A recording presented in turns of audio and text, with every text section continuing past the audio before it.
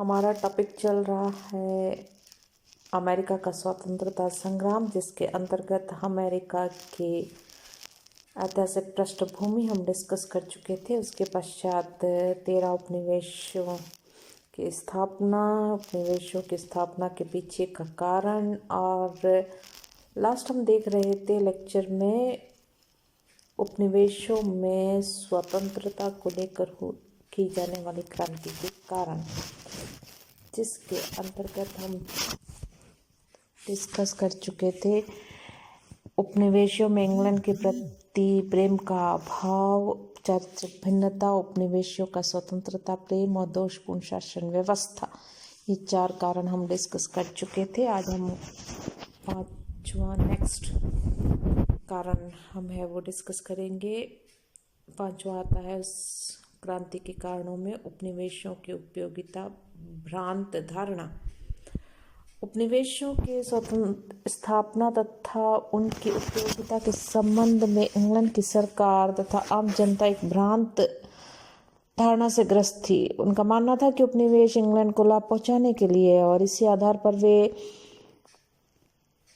उपनिवेशों का आर्थिक शोषण करना चाहते थे। इंग्लैंड के लोगों का मानना था कि जिस प्रकार बौद्धिक एवं सामाजिक परंपराओं में उपनिवेश इंग्लैंड के अधीन समझना चाहिए, पर तो उपनिवेश विचारों से अधिक समय तक सहन न करने को तैयार। वे अपने व्यवसाय तथा उद्योग का स्वयं ही प्रसार करना चाहते थे। इंग्लैंड के हितों की वृद्धि करने में उनकी कोई रुचि नहीं। उनका कहना था कि क्या उन्होंने बाहुबल से उपनिवेशों की स्थापना नहीं की? क्या उन्होंने अपने ही कठिन परिश्रम से घने जंगलों तथा बीहड़ों को साफ नहीं किया? क्या उन्होंने स्वयं ही अपनी शासन व्यवस्था का निर्माण नहीं किया था? वे ये मानते थे कि इंग्लैंड ने कई बार उनको खतरों से बचाया था, परंतु इसकी कीमत परतंत्रता नहीं थी। दूसरी ओर इंग्लैंड का शासन वर्ग ये चाहता था कि उपनिवेश उनकी धन तथा सत्ता की वृद्धि में सहयोग देते रहे। वस्तुतः अंग्रेज सामंतों, उनके परिवारजनों और कृपा पात्रों को अमेरिकी उपनिवेश में बड़ी बड़ी नौकरियां मिलती थी। सम्राट की तरफ से उनको भूमि के विशाल क्षेत्रों के आज्ञा पत्र मिलते थे। अंग्रेज व्यापारियों को लोभपूर्ण दृष्टि भी अमेरिका के उपजाऊ कृषि क्षेत्र और कच्चे माल पर टिकी हुई थी। इसलिए अंग्रेज शासन अमेरिकी व्यवसाय और व्यापार को अपने हित में मोड़ने के लिए सदैव प्रयत्नशील रहे। अंग्रेज ये समझ नहीं पाए कि उपनिवेश और उनके हित एक समान नहीं है और उपनिवेश उनसे रुष्ट हो चुके हैं। बस्तियों के व्यापार और शिल्प उद्योग संबंधी कानून इंग्लैंड के लाभ की दृष्टि से ही पास किए गए थे। इनके 3 समूहों में बांटे गए। प्रथम देखें तो वे कानून जिनके द्वारा पोत निर्माण तथा जलमार्ग से सामान ढोने पर प्रतिबंध लगाए गए।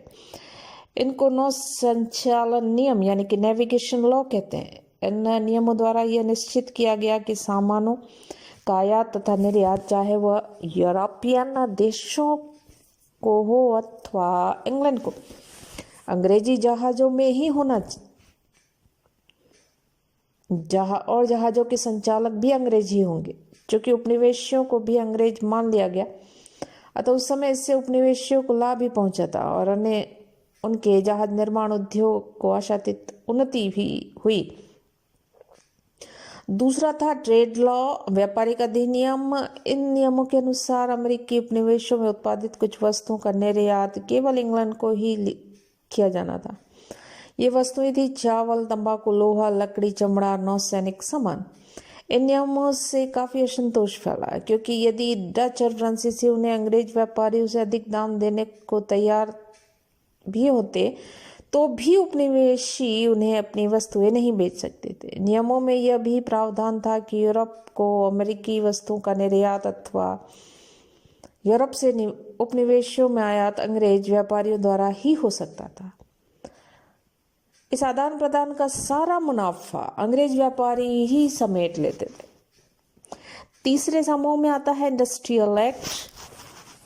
इसके द्वारा उपनिवेशियों के उद्योगों पर प्रतिबंध लगाया गया। उदाहरण के लिए 1689 ईस्वी में अमेरिका से ऊनी माल के निर्यात को बिल्कुल बंद कर दिया गया। 1732 ईस्वी में तैयार अथवा आधे तैयार दोनों प्रकार के टोपे यानी कि हैट्स का निर्यात बंद कर दिया गया। 1750 ईस्वी में उपनिवेशों में लोहे के कारखाने स्थापित करने की मनाही कर दी गई। परिणाम स्वरूप उपनिवेशी अब लोहे की छड़ें भी नहीं बना सकते थे। ये सभी नियम इंग्लैंड के उत्पादकों के हितों को ध्यान में रखते हुए पारित किए गए थे। उपयुक्त सारे के सारे कानून अमेरिकी लोगों के लिए हानिकारक, फिर भी उस समय इनका जोरदार विरोध नहीं हुआ। वजह थी इन कानूनों को कभी सख्ती से लागू ही नहीं किया गया। ऐसा किया जाना संभव भी नहीं था। ये सब नियम कागजी नियम बनकर ही रह गए।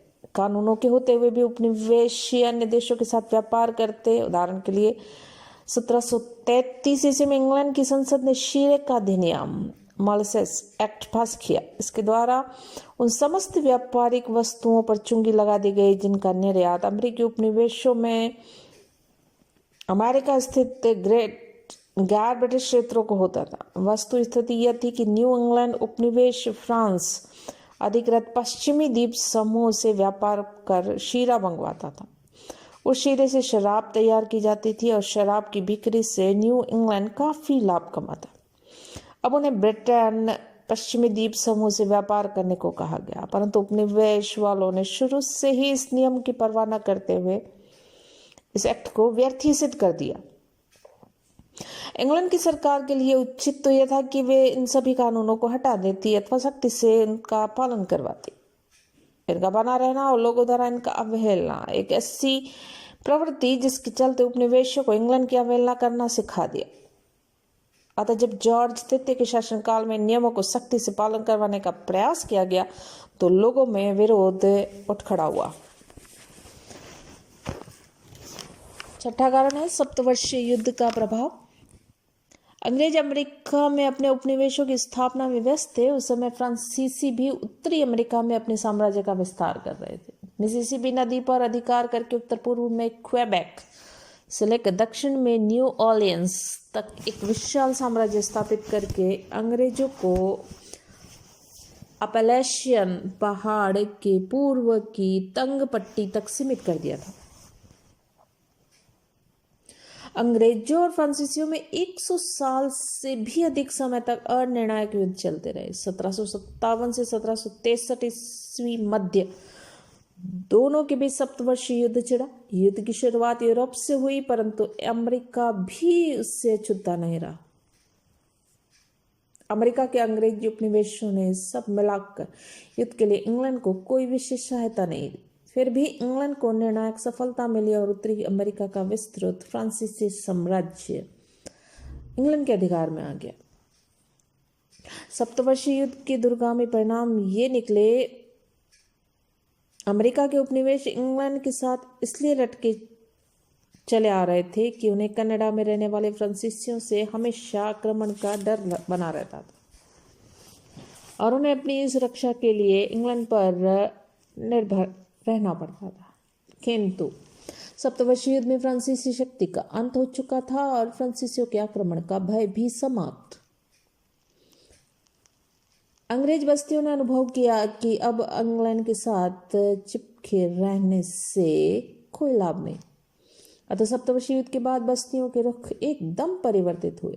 उन्होंने इंग्लैंड की शक्ति की अवहेलना करना शुरू किया और इस संघर्ष में भाग लेकर अमेरिकी लोगों ने अंतरौपनिवेशीय सहयोग के संबंध में बहुत कुछ सीख लिया कि किस प्रकार सेनाएं साधन संगठित करके एक सह उद्देश्य के लिए युद्ध किया जा सकता है। पृथक पृथक शासन वाले 13 विभिन्न राज्यों में एकता पैदा करने में अभी कुछ वर्ष समय चाहिए था, परंतु इस और एक बड़ा कदम इस प्रकार उठ गया।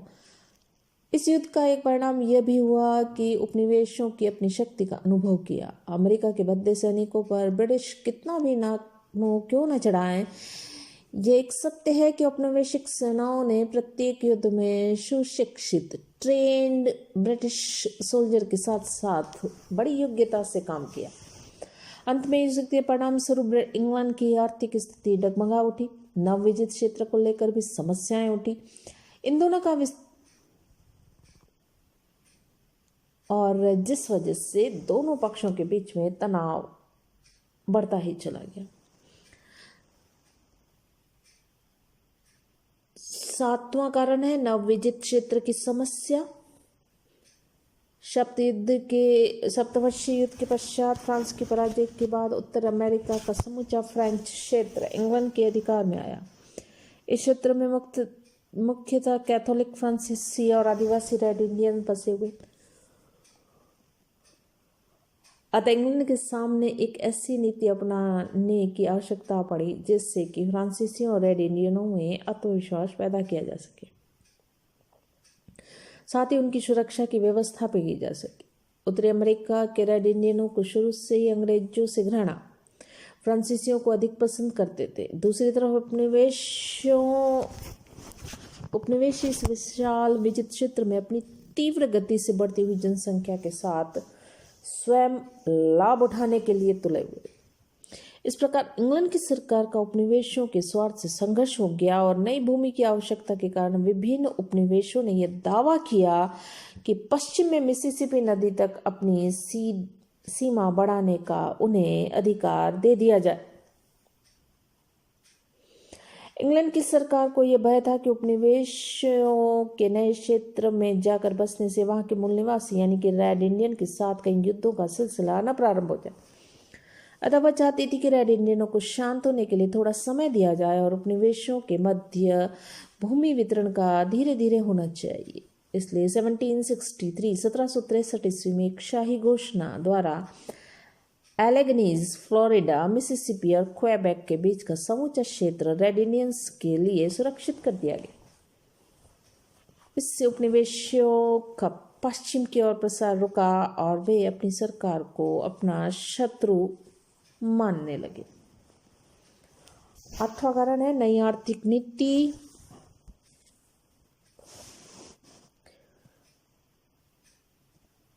सप्तवर्षीय युद्ध में इंग्लैंड ने अपने उपनिवेशों को बचाने के लिए बहुत धन खर्चा। आर्थिक स्थिति डगमगाई। अंग्रेज राजनीतिज्ञों का मानना था कि चूंकि यह धन उपनिवेशों की रक्षा के लिए व्यय किया गया था, अतः उपनिवेशियों को इंग्लैंड के आर्थिक संकट को दूर करने में हाथ बटाना। परंतु उपनिवेशियों ने इसे साम्राज्य विस्तार के लिए लड़ा गया युद्ध मानकर सहयोग देने से इनकार कर दिया। उपनिवेशों ने भविष्य में भी बस्तियों की रक्षा के लिए खर्च होने वाले धन में भी अपना कोई हिस्सा देने से इनकार किया। सबसे पहले आया शुगर एक्ट। युद्ध के अंतिम दिनों में इंग्लैंड की राजनीति में परिवर्तन। जॉर्ज III के राजा बनने के 1 वर्ष के भीतर ही पिट को प्रधानमंत्री पद छोड़ना पड़ा। ग्रैनविल नया प्रधानमंत्री। ग्रैनविल और उनके साथी मंत्री टाउनशेंड तय किया कि उपनिवेशों में अधिक जागरूक शासन की व्यवस्था करनी चाहिए और उपनिवेशों से शासन व्यय के साथ साथ संरक्षण व्यय भी वसूल किया जाए। 2 उपाय सोचे गए, नाविक और व्यापारिक नियमों का कड़ाई से पालन करवाना और दूसरा अमेरिकी व्यापार उद्यम से संबंधित नए कानून बनाए जाए। नई व्यवस्था को आरंभ करने में पहला कदम था 1764 ईस्वी का शुगर एक्ट, जिसका ध्येय था व्यापार को नियंत्रित करना और नियंत्रित किए बिना ही आय बढ़ाना। यह पुराना मॉल्सेज एक्ट का ही संशोधित रूप। संशोधित शुगर एक्ट के अनुसार विदेशी रम का आयात बंद कर दिया गया। सभी स्थानों से आए शीरे पर साधारण कर लगा दिया गया। शराब, रेशम, कॉफी तथा अनेक विलासिता की सामग्री पर कर लगा दिए गए। इसको कड़ाई से लागू किया गया। सीमा शुल्क अधिकारियों को यह आदेश दिया गया कि वे अधिक दृढ़ता से काम करें।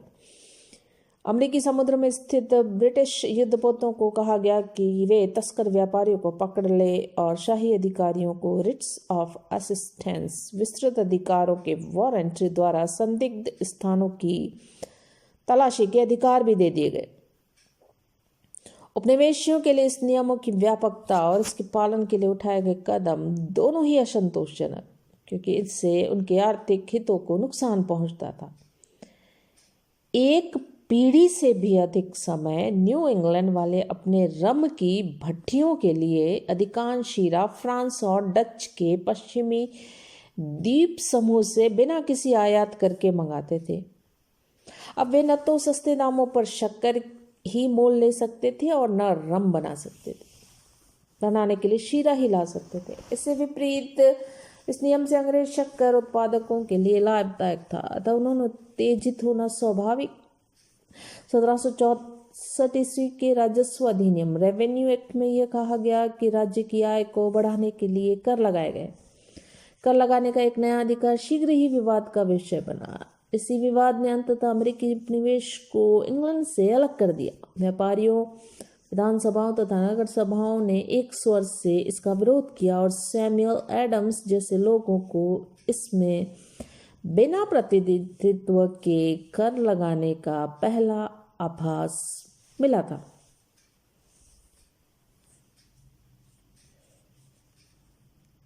नेक्स्ट एक्ट आता है करेंसी एक्ट। इंग्लैंड की संसद ने एक मुद्रा कानून पास किया। राजा के किसी भी उपनिवेश में भविष्य में जारी की गई कोई हुंडी वैध नहीं मानी जाती थी। बहुत से उपनिवेश नगद रुपए के स्थान पर कागज के नोट छापकर अपने ऋण का भुगतान करते थे। इससे इंग्लैंड के आर्थिक हितों को हानि पहुंचती थी। नए कानून के उपनिवेशियों का आर्थिक बोझ बढ़ा क्योंकि उनके पास नगद रुपयों की कमी थी। 1765 ईस्वी में ब्लैटिंग एक्ट पास किया गया, जिसके अनुसार उपनिवेशों को राजकीय सैनिकों को निवास स्थान तथा आवश्यक सामग्री देने को कहा गया। उपनिवेशियों के लिए यह कानून भी अपमानजनक तथा आपत्तिजनक था।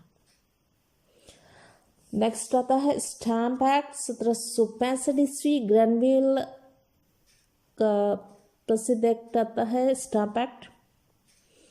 इस कानून के द्वारा समाचार पत्रों में कड़ी आलोचनाओं वाली पत्रिकाओं, पुस्तिकाओं, लाइसेंस, पट्टों तथा कानूनी दस्तावेजों पर रसीदी, टिकट यानी कि स्टाम्प लगाना आवश्यक हो गया। इस कानून ने उपनिवेशों में पहले से चले आ रहे असंतोष को संगठित रूप दे डाला।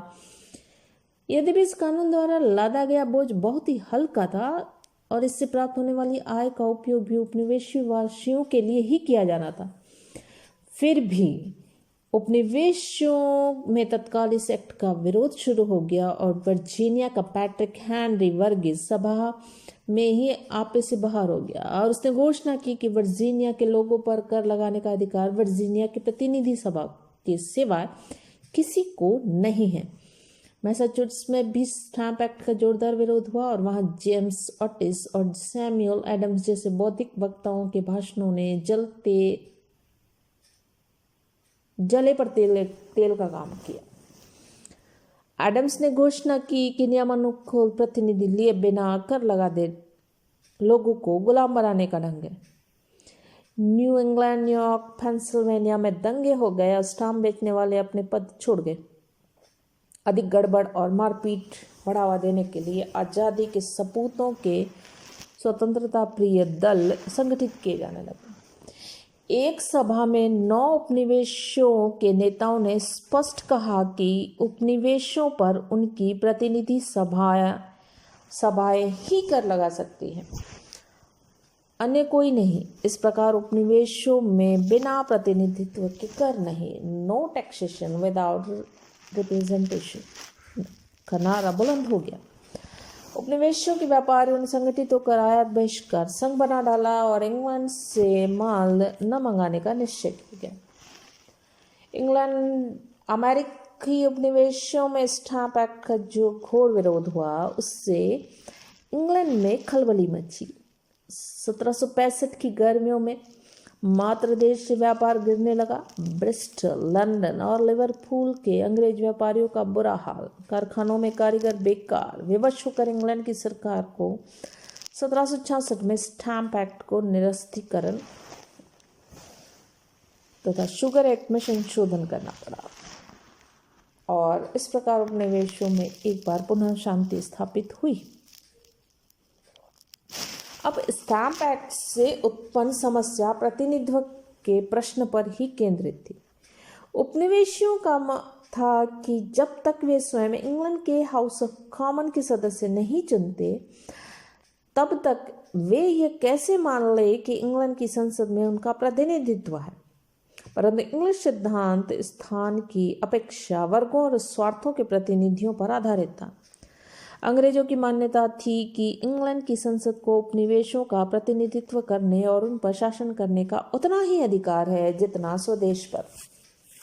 इंग्लैंड और अमेरिका के तत्कालीन राजनीतिक विचारधाराओं में यह बुनियादी मतभेद था और जिसको अंत में युद्ध भूमि में जाकर ही सुलझाना पड़ा था।